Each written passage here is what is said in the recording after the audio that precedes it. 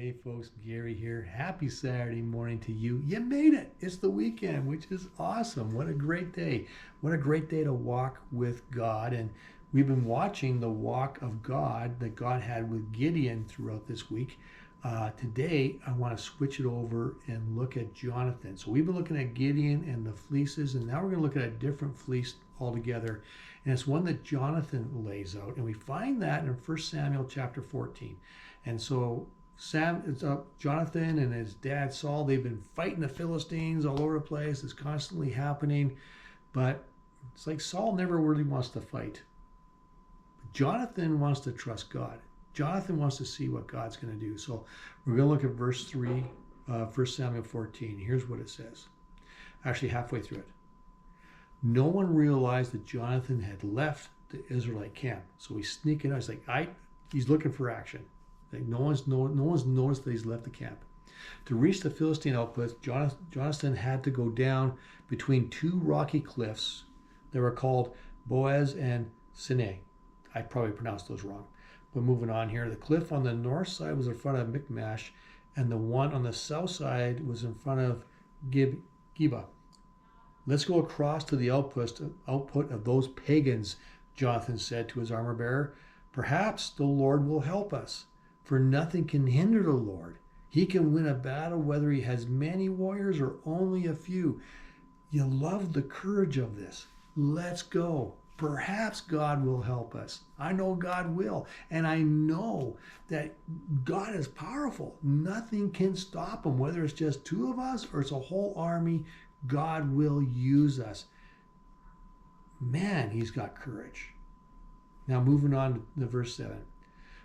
Do what you think is best, the armor bearer replied. I'm with you completely, whatever you decide. So the armor bearer is like, yeah, let's do this. He's trusting God as well. All right then, Jonathan told him.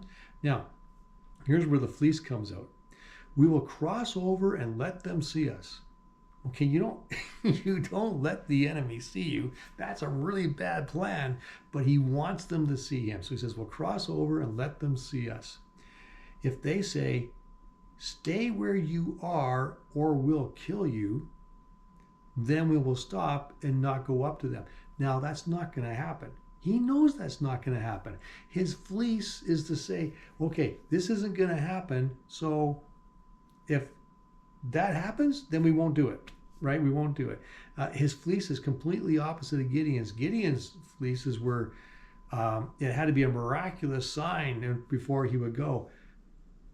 Jonathan almost has the opposite. It's like, you have to do something amazing for me not to go, right? That will be my fleece.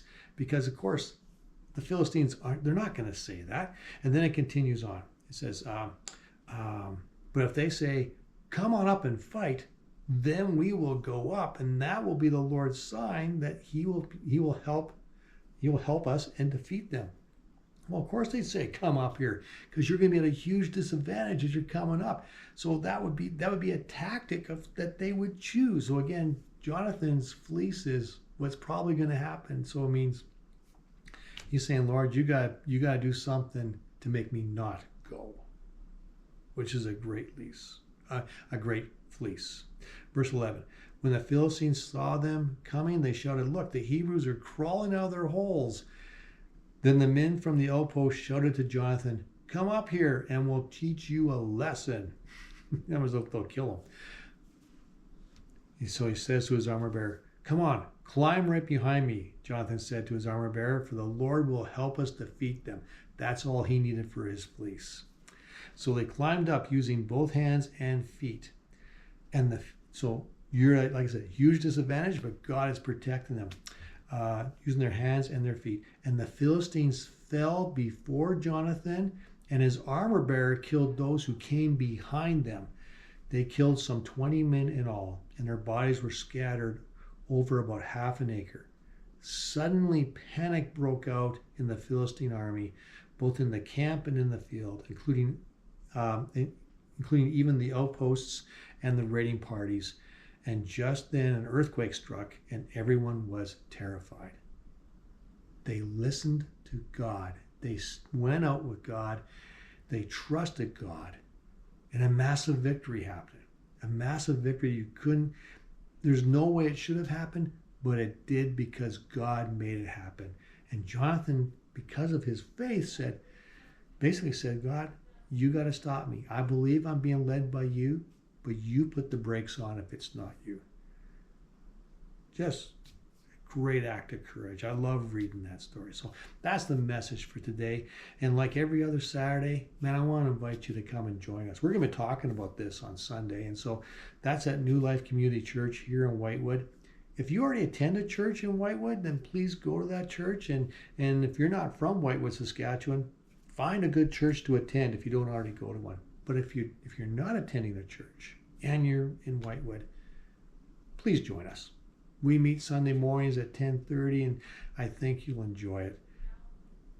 And journey with us as we explore these things and as we spend time getting close to God. Join us in doing that. You're not going to be disappointed. God is really amazing. So hope to see you tomorrow. Thanks for watching, and we'll see you later.